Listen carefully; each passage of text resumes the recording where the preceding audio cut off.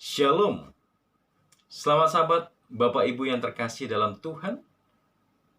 Pada sahabat ini kita bersyukur kepada Tuhan bahwasanya kasih Tuhan senantiasa melimpah di dalam kehidupan kita.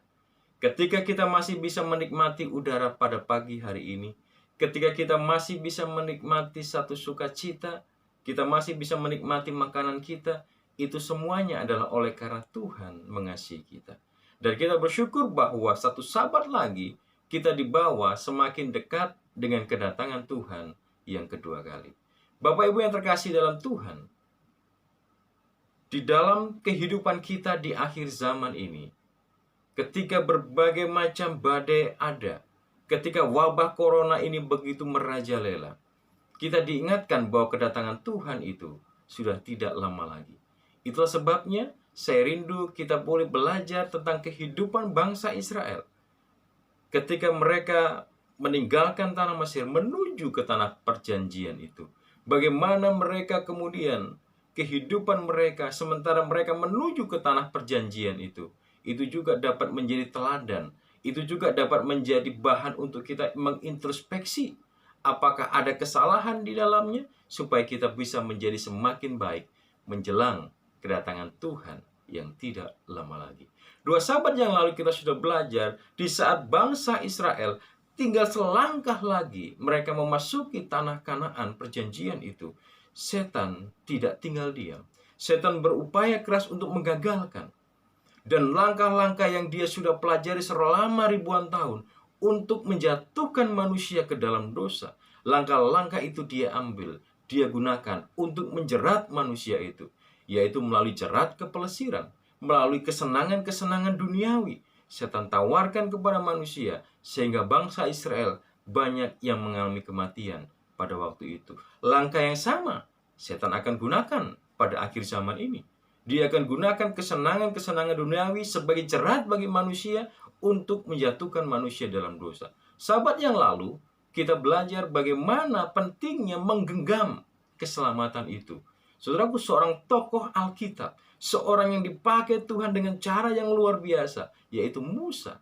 Hampir-hampir saja dia kehilangan keselamatan.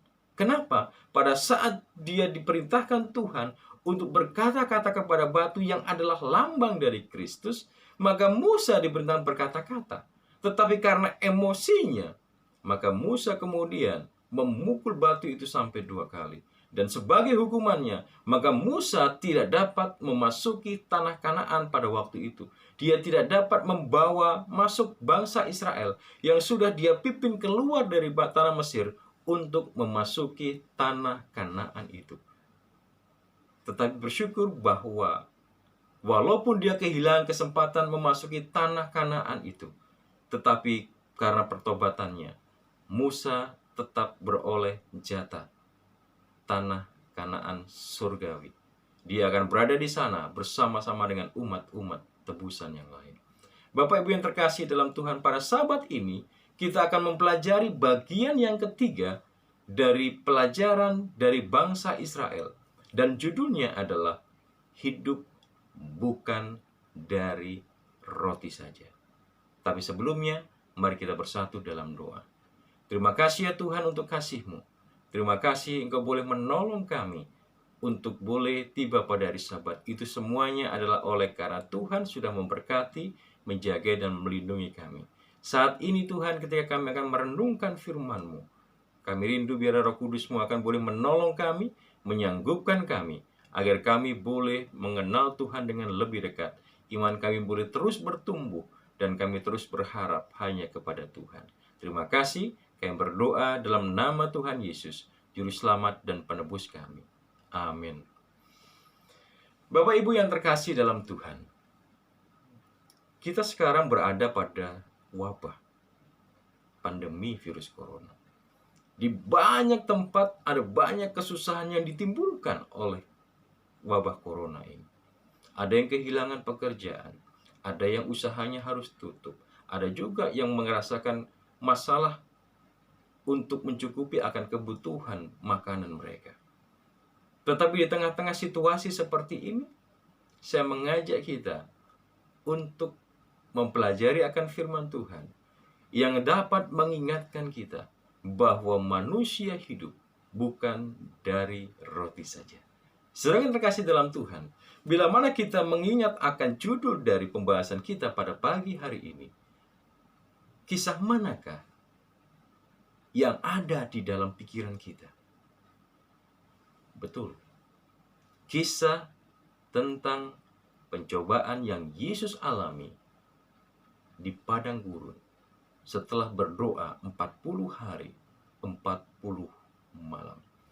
Ayatnya terdapat dalam Matius pasal yang keempat, ayat 3 dan yang keempat.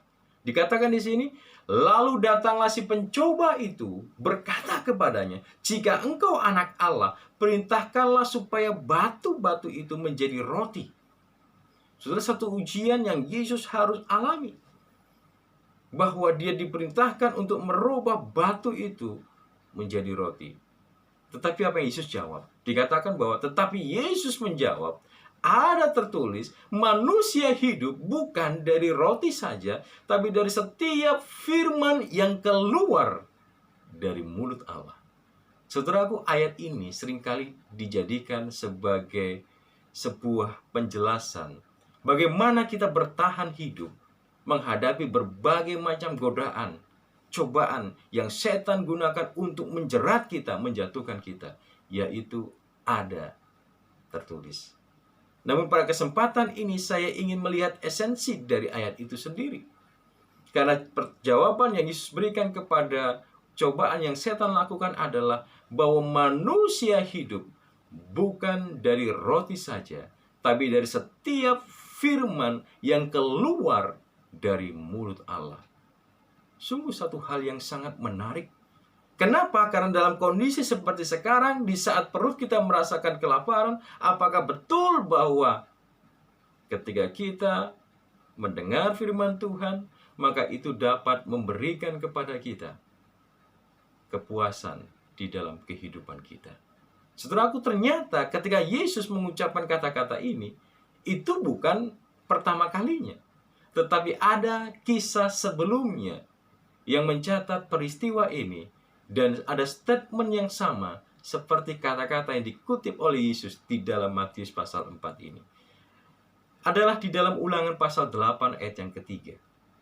Ketika Musa berbicara kepada orang Israel, dikatakan di sana, jadi ia merendahkan hatimu, membiarkan engkau lapar dan memberi engkau makan mana yang tidak kau kenal dan yang juga tidak dikenal oleh nenek moyangmu, untuk membuat engkau mengerti.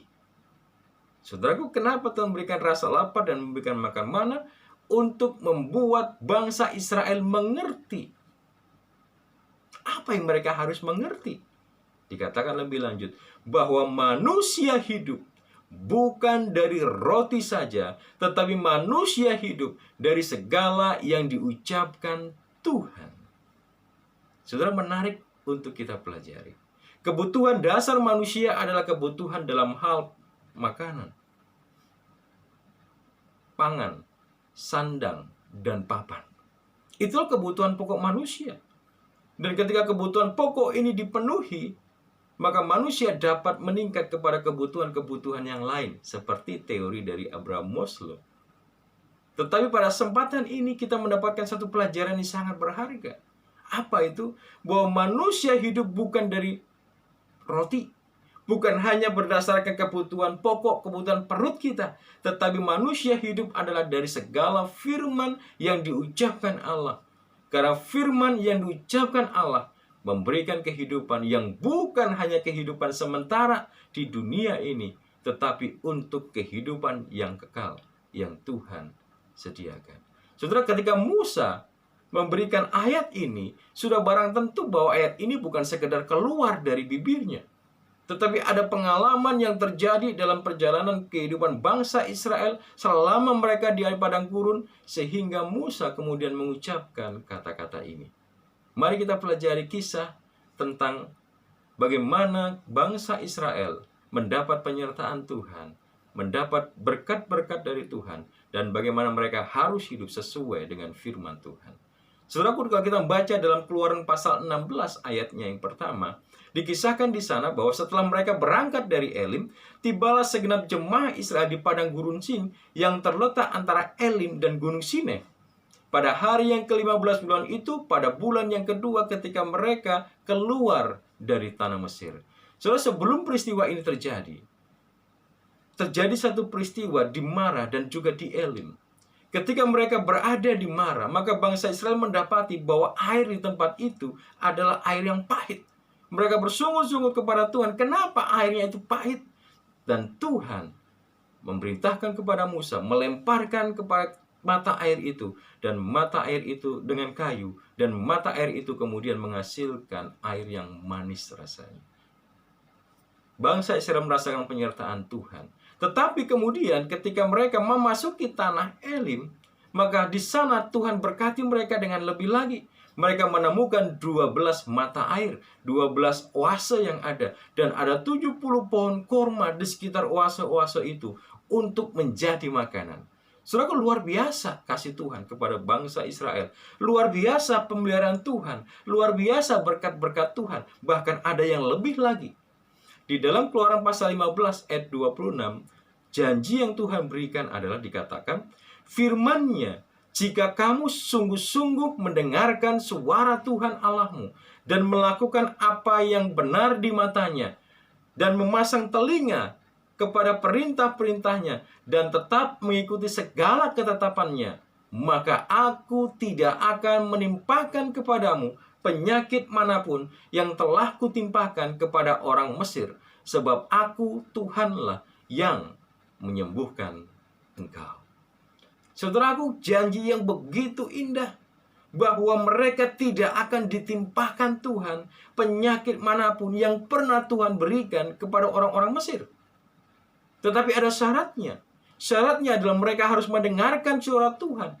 Mereka harus melakukan apa yang benar di mata Tuhan. Mereka harus memasang telinga mereka. Mereka harus mengikuti segala ketetapan yang Tuhan sudah berikan petunjuknya kepada mereka.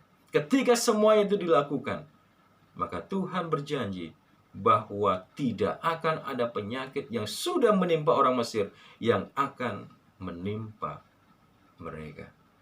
Saudaraku, kalau saya mendapatkan janji itu, saya percaya saya adalah orang yang paling bersuka cita. Karena Tuhan pasti melindungi, Tuhan pasti menjagai, dan pasti memberikan segala yang terbaik dalam kehidupan saya.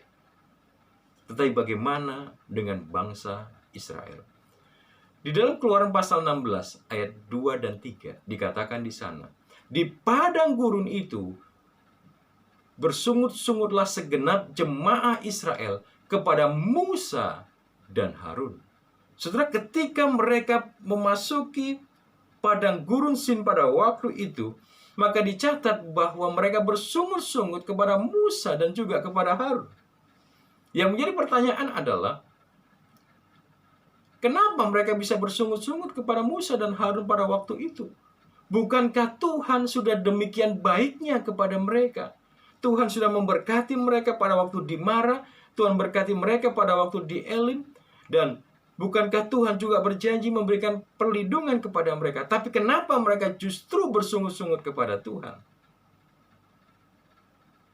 Dan di dalam persungutannya, dikatakan dalam ayat yang ketiga mengatakan, dan berkata kepada mereka, kalau kami mati tadinya di tanah Mesir oleh tangan Tuhan. Saudaraku, pilihan yang mereka ambil adalah lebih baik mereka mati di tanah Mesir, di tangan Tuhan.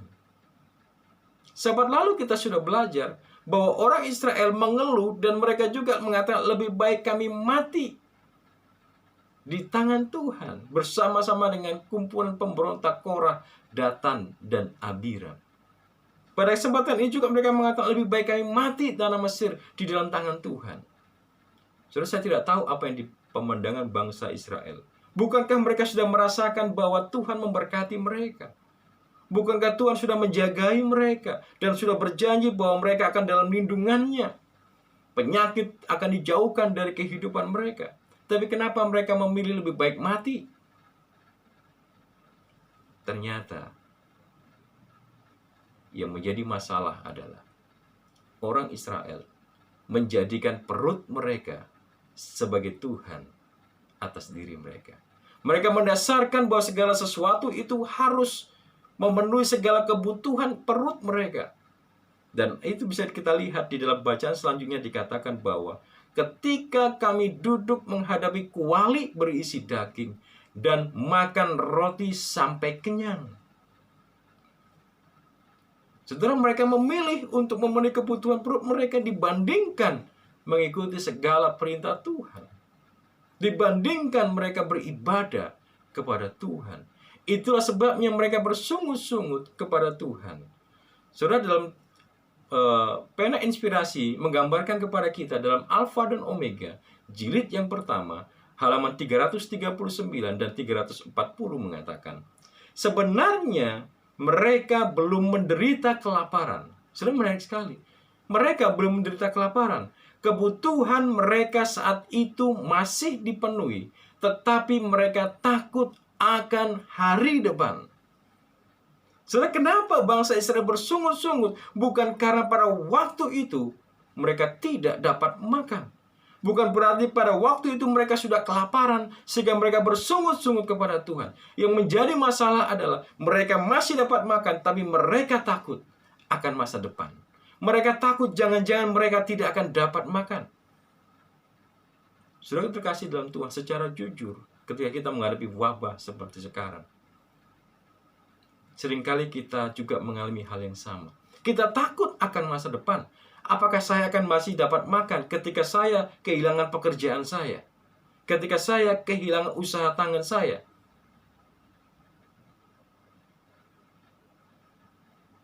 Tapi ketika kita masih dapat merasakan makanan pada saat ini, mari kita tetap dalam iman percaya bahwa Tuhan yang sudah memberikan itu, Tuhan juga pasti akan peliharakan kita pada masa yang akan datang. Kemudian dikatakan juga di sini bahwa Tuhan membiarkan kesulitan-kesulitan mengelilingi mereka dan persediaan makanan mereka dibiarkan berkurang. Kenapa? Agar hati mereka berpaling kepada Dia yang telah menjadi pembebas mereka. Luar biasa, saudara-saudara. Bahwa dikatakan di sini bahwa Tuhan mengizinkan kesulitan itu mengelilingi mereka. Tuhan izinkan persediaan makan mereka berkurang. Tujuannya adalah untuk membuat hati mereka berpaling kepada Dia. Ketika mereka serba berkecukupan dalam kehidupannya, boleh jadi mereka sudah lupa kepada Tuhan. Dan melalui kekurangan yang ada, Tuhan ingin mereka berpaling kepadanya. Saudaraku, ketika Tuhan izinkan kita mengalami masalah-masalah pada kesempatan ini, boleh jadi Tuhan rindu kita mengarahkan pandangan kita, perhatian kita, iman kita tertuju kepadanya. Jangan kita mengeluh. Tapi mari kita sikapi semua yang ada pada saat ini, wabah yang ada, sebagai satu kesempatan kita boleh mengenal Tuhan secara lebih dekat.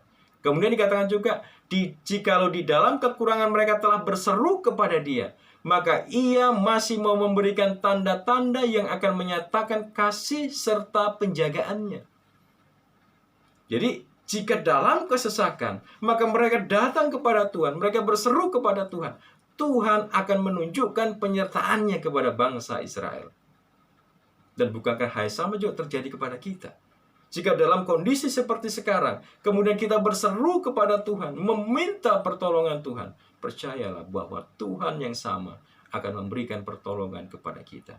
Kemudian kata lebih lanjut, adalah sikap tidak mau percaya yang penuh dosa itu yang menyebabkan mereka membayang-bayangkan bahwa mereka atau anak mereka akan mati kelaparan.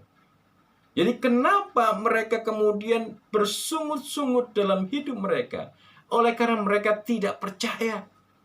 Mereka tidak percaya bahwa Tuhan yang sudah peliharakan mereka akan tetap memeliharakan mereka, akan tetap memberikan mereka makanan, dan mereka tidak akan takut menghadapi masa depan.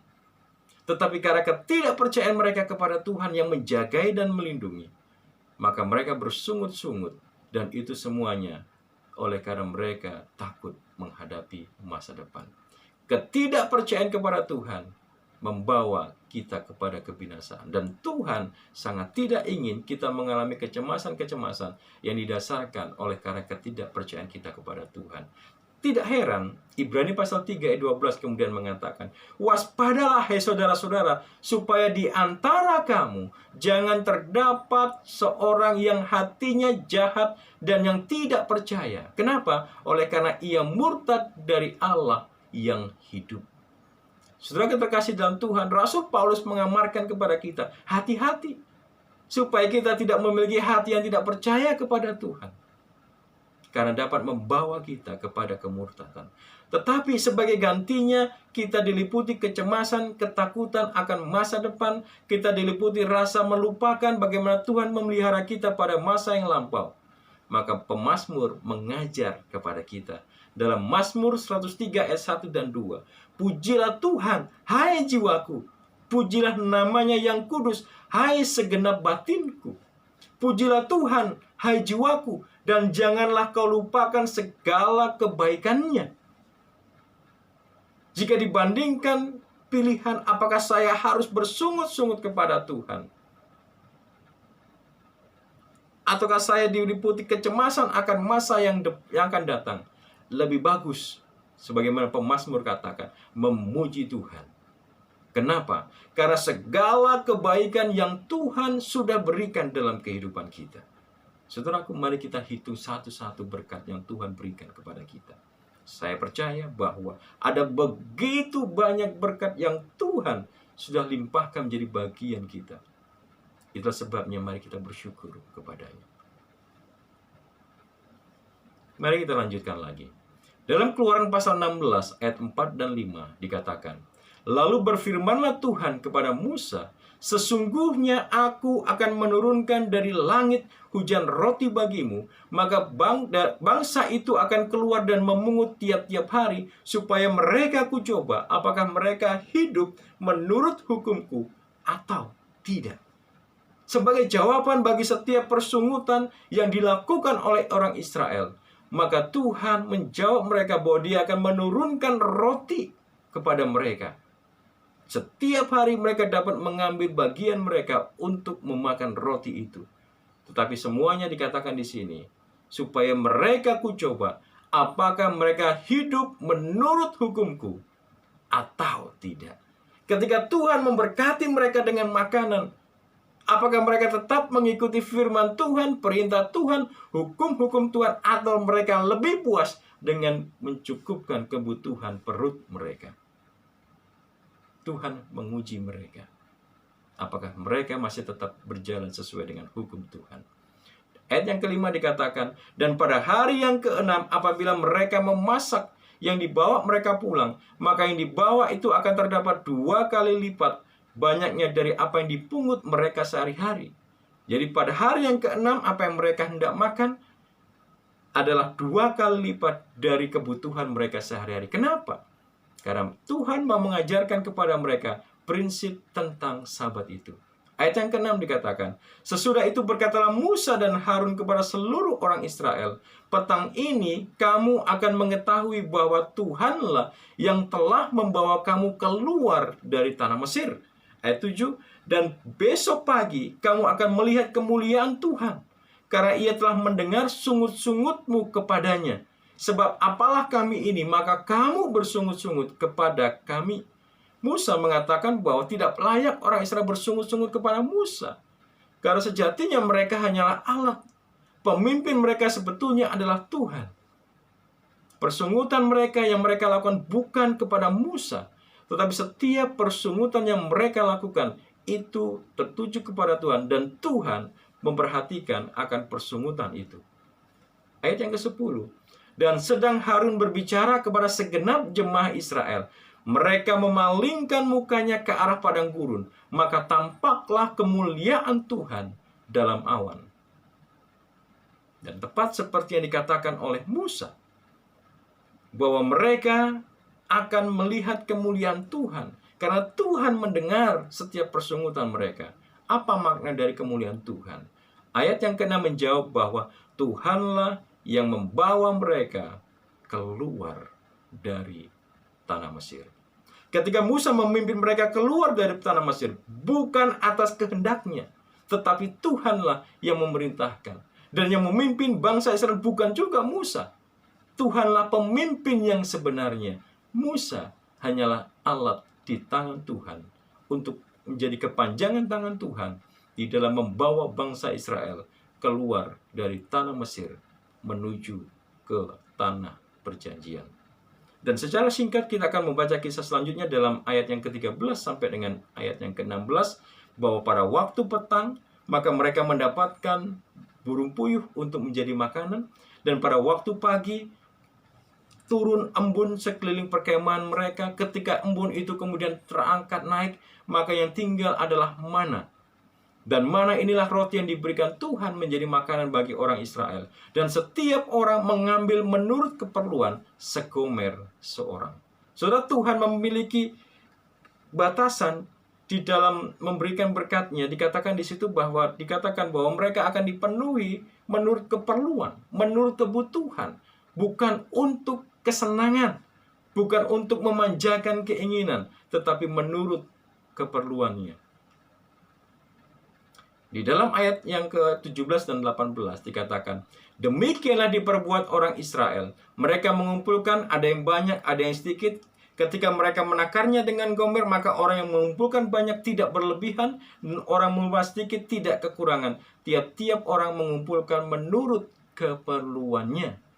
Saudara, menarik sekali bahwa ada orang yang bisa ambil banyak, dia ambil banyak. Ada orang ambil sedikit, dia hanya bisa ambil sedikit, dia ambil sedikit. Tetapi ketika itu ditimbang, maka itu sama. Kenapa itu bisa terjadi?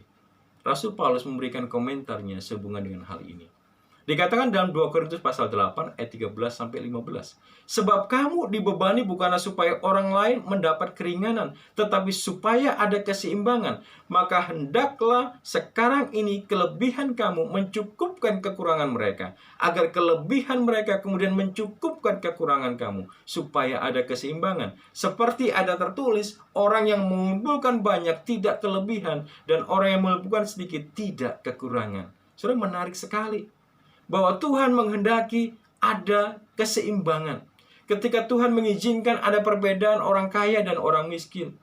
Ketika orang kaya diberikan kelebihan, orang miskin diberikan kekurangan. Ketika orang miskin ada kelebihan di sisi yang lain, orang kaya punya kekurangan di sisi yang lain. Maka itu semua diizinkan supaya ada terjadi keseimbangan.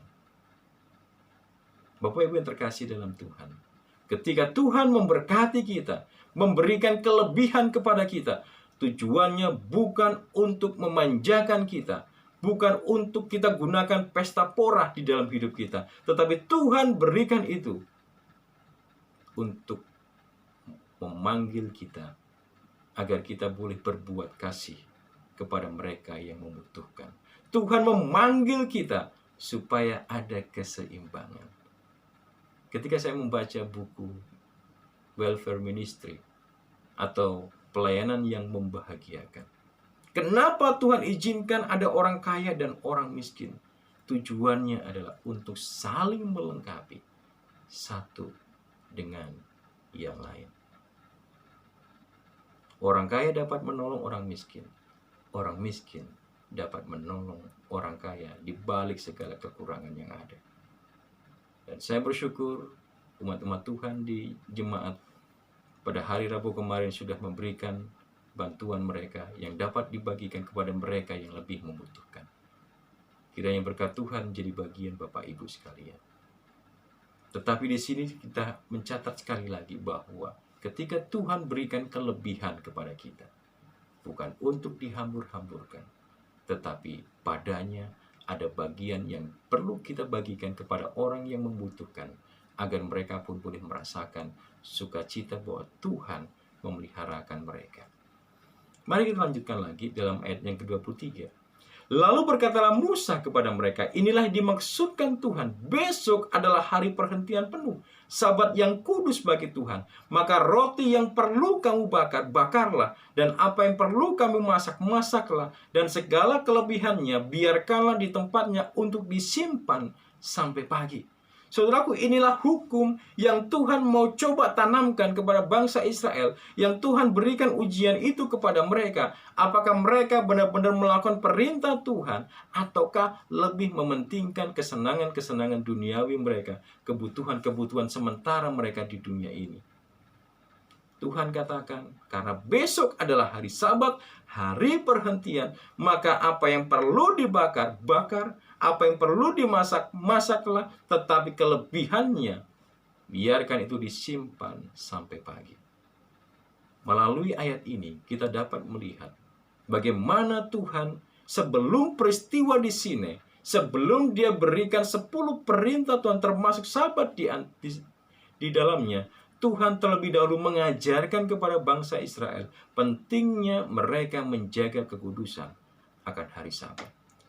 Ketika mau memasuki hari Sabat, maka Tuhan mengajarkan pentingnya memanfaatkan hari persiapan.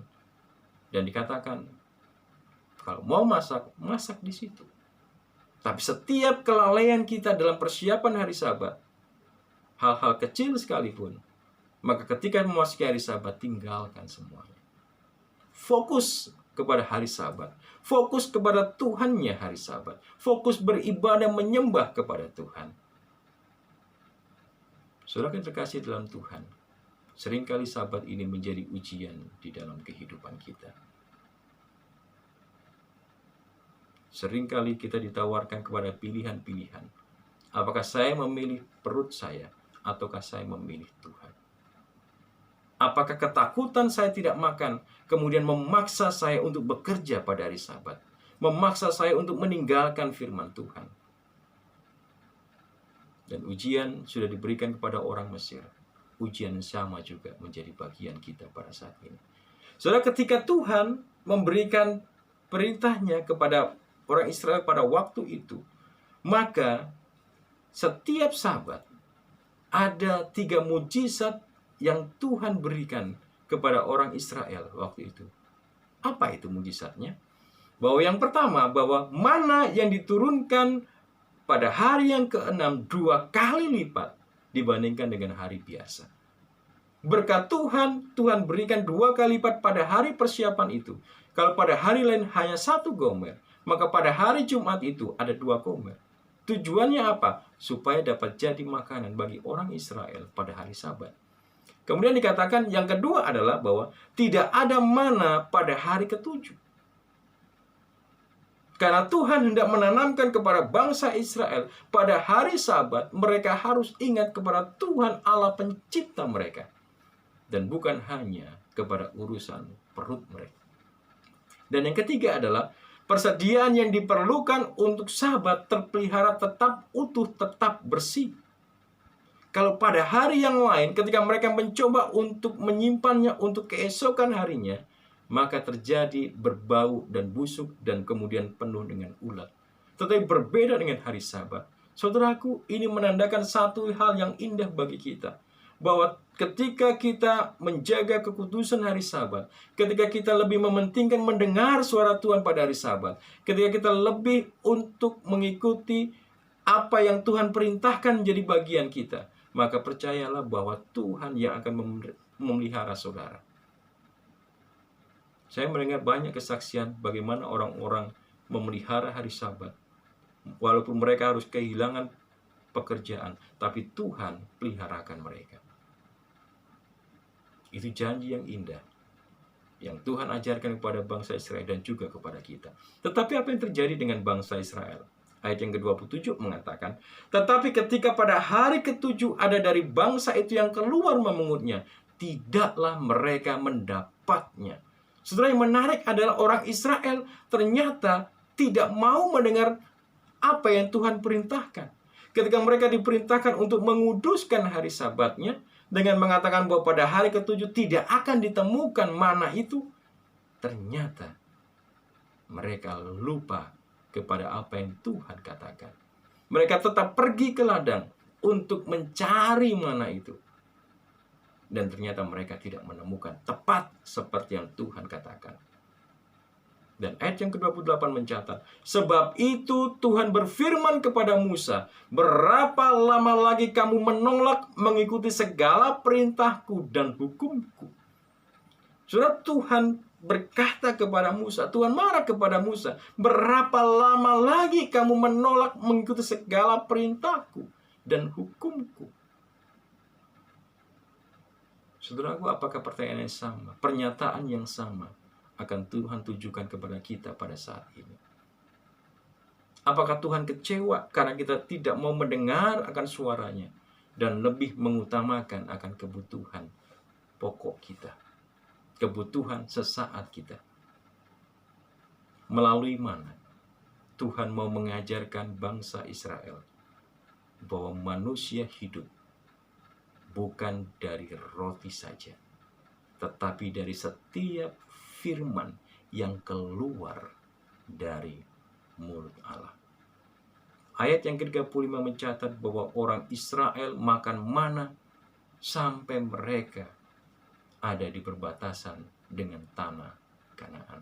Dan selama itu pula lah Tuhan menanamkan terus di hati mereka, manusia hidup bukan dari roti saja, tapi dari setiap firman yang keluar dari mulut Allah. Ketika mereka menuruti akan firman Tuhan, maka mereka memiliki kehidupan itu. Dan setiap pelanggaran mereka kepada Tuhan dapat berdampak kepada kehidupan mereka. Saudaraku, kita sudah belajar tentang kehidupan bangsa Israel. 1 Korintus pasal 10 ayat 11 dan 12 mengatakan, semuanya ini telah menimpa mereka menjadi contoh dan dituliskan untuk menjadi peringatan kita yang hidup pada waktu di saat zaman akhir itu telah tiba. Apa yang kita sudah pelajari ini menjadi pelajaran bagi kita yang hidup pada akhir zaman ini. Bagaimana kegagalan bangsa Israel waktu itu jangan kita ulangi lagi. Bagaimana pemeliharaan Tuhan pada waktu itu, biarlah kita boleh imani itu. Khususnya di saat perjalanan kita memasuki tanah Kanaan surgawi itu. Alfa dan Omega jilid 1 halaman 341 mengatakan, sejarah kehidupan bangsa Israel di padang berantara telah dicatat untuk menjadi manfaat bagi Israel milik Allah sampai kesudahan zaman. Pengalaman orang Israel yang beraneka ragam itu adalah sebagai sekolah persiapan untuk memasuki rumah yang telah dijanjikan bagi mereka di Kanaan. Allah menghendaki agar umatnya pada zaman sekarang ini dengan rendah hati dan sikap yang mau diajar, merenungkan kembali segala ujian yang telah dilalui oleh Israel kuno, agar mereka memperoleh pelajaran untuk menyediakan diri bagi tanah Kanaan surgawi itu.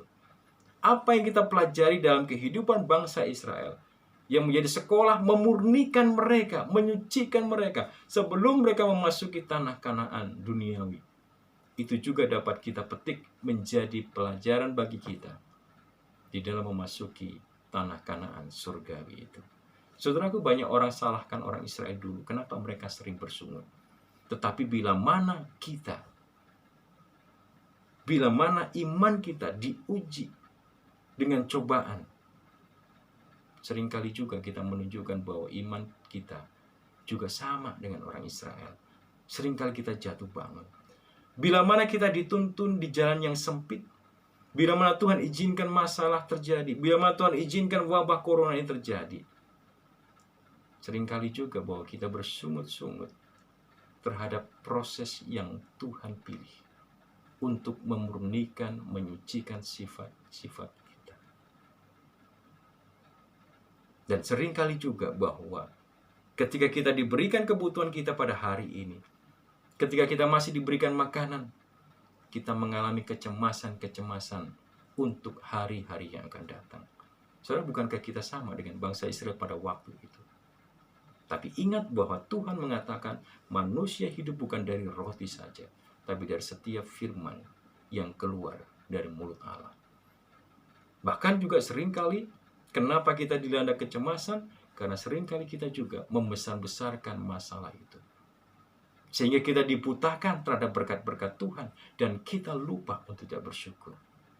Kalau kehidupan kita adalah kehidupan yang bersyukur, saya percaya kita akan selalu ingat bahwa Tuhan itu baik, bahwa Tuhan itu pasti menepati janji-janjinya kepada kita, melimpahkan berkatnya, melimpahkan penjagaan, melimpahkan perlindungannya kepada kita, sehingga itu menjadikan kita orang yang bersyukur.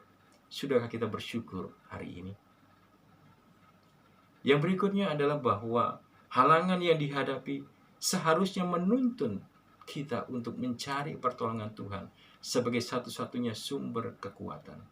Tetapi seringkali kita terpisah daripada Tuhan ketika kita menghadapi masalah dan kita menjauh dari Tuhan. Kita tidak mau datang kepada Tuhan. Saudaraku, pengalaman bangsa Israel mengajarkan Tuhan ingin mereka berseru kepadanya sebagai pertolongan mereka. Kepada kita juga pada saat ini, apapun yang menjadi masalah kita, apapun yang menjadi pergumulan kita, datang kepadanya, berseru kepadanya, dan pertolongan pasti akan Tuhan berikan kepada kita. Itu sebabnya Tuhan mengundang dalam Matius 11 ayat 28-30. Marilah kepadaku semua yang letih lesu dan berbeban berat, aku akan memberikan kelegaan kepadamu.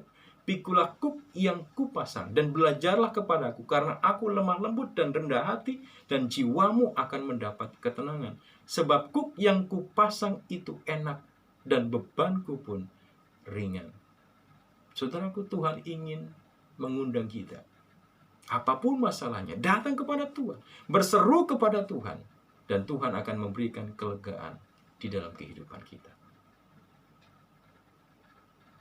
Manusia hidup bukan dari roti saja, tapi dari setiap firman yang keluar dari mulut Allah. Bagian yang terakhir dari pembahasan kita, Yohanes 6 ayat 48-51. Yesus mengarahkan pandangan orang Israel bahwa sebagaimana mana pada waktu yang lalu, yang memberikan makanan kepada mereka dan mereka dapat hidup. Siapakah mana itu sebetulnya? Dikatakan di sini, akulah roti hidup. Yesus mengatakan, akulah roti hidup. Nenek moyangmu telah makan mana di padang gurun, dan mereka telah mati. Inilah roti yang turun dari surga. Barang siapa makan daripadanya, ia tidak akan mati. Akulah roti hidup yang telah turun dari surga. Jikalau seorang makan roti ini, ia akan hidup selama-lamanya. Dan roti yang kuberikan ialah dagingku, yang akan kuberikan untuk hidup dunia ini. Saudaraku, Yesus mengajarkan kepada kita bahwa hidup kita bukan sekedar makanan. Hidup kita bukan sekedar kehidupan di duniawi. Tetapi Yesus mengajarkan kepada kita ada kehidupan kekal yang Tuhan sediakan. Dan Dia mau kita percaya kepadanya, maka kita akan diberikan anugerah kehidupan yang kekal itu. Musa adalah seorang yang mengatakan bahwa manusia hidup bukan dari roti saja, tapi dari setiap firman yang keluar dari mulut Allah. Dan Musa membuktikan bahwa ketika dia hidup bersama-sama dengan Tuhannya, ketika dia menikmati hubungan dengan Yesus, maka dia merasakan sesuatu yang berbeda di dalam hidupnya. Saudara, kalau kita membaca dalam Keluaran 34 ayat 28 dan 29, dicatat di sana, dan Musa ada di sana bersama-sama dengan Tuhan 40 hari 40 malam lamanya, tidak makan roti dan tidak minum air, dan ia menuliskan pada loh itu segala perkataan perjanjian, yaitu ke-10 firman itu. Sementara dia berada di Gunung Sinai, dia berhadapan dengan Tuhan muka dengan muka. Maka 40 hari lamanya Musa tidak merasakan lapar dan haus walaupun dia tidak makan. Kenapa? Karena dia merasakan bahwa hubungan dengan Tuhan itu lebih indah, lebih mulia dari apapun. Karena itu bermanfaat bukan hanya kebutuhan di duniawi, tetapi juga untuk kehidupan kekal. Saudaraku yang terkasih di dalam Tuhan, Musa yang mengatakan bahwa manusia hidup bukan dari roti saja, tapi dari setiap firman Tuhan, membuktikan di dalam kehidupannya bahwa dia bisa hidup tanpa makanan, tetapi dia tidak akan bisa hidup tanpa Tuhannya. Itulah sebabnya dia mengamarkan kepada kita pada zaman akhir ini. Di saat kebutuhan itu begitu menghimpit kita, jangan takut. Selagi kita masih punya Tuhan, Tuhan pasti akan menolong kita. Dan selagi kita masih tetap berhubungan dengan Tuhan, maka Tuhan akan tetap menuntun kita. Kita akan dengan selamat memasuki tanah Kanaan surgawi yang Tuhan janjikan itu. Sebagai kesimpulan pada sahabat ini, ketakutan dan kecemasan akan masa depan membutakan pandangan akan berkat Tuhan dan membuat gagal bersyukur. Jangan takut. Lihat pemeliharaan Tuhan masa lampau dan bersyukurlah. Kemudian yang kedua, bahwa Allah peduli dan sedia untuk memenuhi segala kebutuhan. Saudaraku, apapun kekhawatiran kita, ingat Tuhan peduli dan Tuhan pasti akan cukupkan dengan berkat-berkat-Nya. Dan yang ketiga adalah bahwa Yesus adalah roti hidup. Di dalamnya ada jaminan kehidupan yang kekal. Terima Yesus. Intim mengasihi Yesus setiap hari dalam kehidupan kita. Maka hidup kekal itu akan Tuhan berikan kepada kita. Dan bagian terakhir adalah milikilah hubungan yang akrab dengan Tuhan. Maka kita akan beroleh kepuasan. Kiranya melalui firman Tuhan pada sahabat ini, untuk mengingatkan kita kembali. Ya, kita perlu bekerja keras untuk mencukupkan kebutuhan jasmani kita, kebutuhan kehidupan kita di dunia ini. Tapi ada satu bagian yang tidak dapat kita lupakan, yaitu pentingnya kita tetap berhubungan dekat dengan Tuhan. Baca firman-Nya, berdoa kepadanya, dan sediakan waktu untuk bersaksi kepada orang lain. Maka kita akan punya hubungan yang indah bersama dengan Tuhan, yang akan menuntun kita, menyucikan kita di dalam memasuki tanah Kanaan surgawi itu. Tuhan memberkati kita semua. Kita berdoa. Terpujilah nama-Mu ya Tuhan untuk kasih-Mu. Terima kasih untuk berkat firman-Mu pada sahabat ini mengingatkan kami bahwa manusia hidup bukan dari roti saja, tapi dari setiap firman yang keluar dari mulut Allah yang dapat menuntun kami kepada kehidupan yang kekal itu. Tuhan, biarlah pelajaran dari bangsa Israel akan menjadi pelajaran yang penuh makna bagi kami. Kesalahan yang mereka alami, biar itu tidak akan terulang dalam kehidupan kami, melainkan apapun jadi masalah kami, itu semakin menolong kami untuk datang kepada Tuhan, mempertumbuh iman kami kepada Tuhan, dan kami boleh semakin memuliakan Tuhan dalam hidup kami.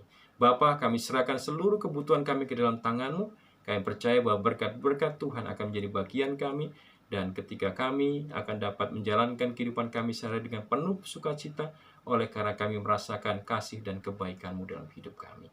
Terpujilah nama-Mu ya Tuhan. Kami serahkan hidup kami dalam tangan Tuhan. Kami berdoa di dalam nama Yesus Kristus yang adalah Tuhan dan Juru Selamat kami. Amin. Selamat sahabat, Tuhan memberkati.